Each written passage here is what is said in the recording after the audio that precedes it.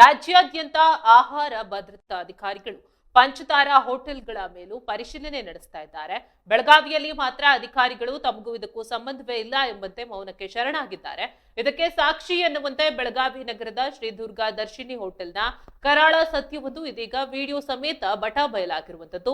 ಹೋಟೆಲ್ನವರು ಸಾರ್ವಜನಿಕರ ಜೀವದ ಜೊತೆ ಚೆಲ್ಲಾಟವಾಡ್ತಾ ಇದ್ದು, ಚರಂಡಿ ಮೇಲೆ ಇರಿಸಲಾಗಿದ್ದ ಫಂಗಸ್ ಹಿಡಿದ ಹಾಗೂ ಕೊಳೆತ ತರಕಾರಿಗಳನ್ನ ಬಳಸಿ ಉಪಹಾರ ತಯಾರಿಸ್ತಾ ಇರುವ ವಿಡಿಯೋ ದೃಶ್ಯಾವಳಿಗಳಿಂದ ತಿಳಿದು ಬಂದಿದೆ.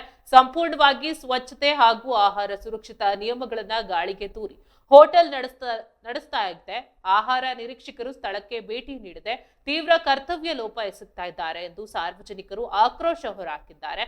ಇನ್ನು ಘಟನೆ ಸಂಬಂಧ ಸಾರ್ವಜನಿಕರ ಹಿತರಕ್ಷಣೆಗಾಗಿ ಸಿಡಿದೆದ್ದಿರುವ ಸಮಾಜ ಸುಧಾರಕ ಜಾನ್ ಕರೆಪ್ಪಗೋಳ ಇಂತಹ ಬೇಜವಾಬ್ದಾರಿ ಹೋಟೆಲ್ಗಳ ಮೇಲೆ ಆಹಾರ ಸಂರಕ್ಷಣಾ ಇಲಾಖೆ ಅಧಿಕಾರಿಗಳು ತಕ್ಷಣವೇ ಕಠಿಣ ಕ್ರಮ ಕೈಗೊಳ್ಳಬೇಕೆಂದು ಒತ್ತಾಯಿಸಿದ್ದಾರೆ.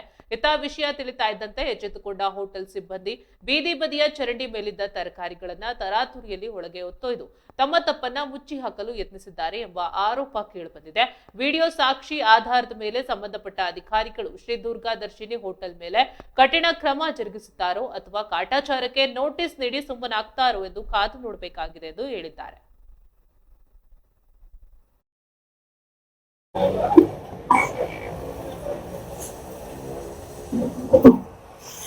ಇಲ್ಲೇ ಹೊರಗೆ ನಿಂತಿದ್ವಿ.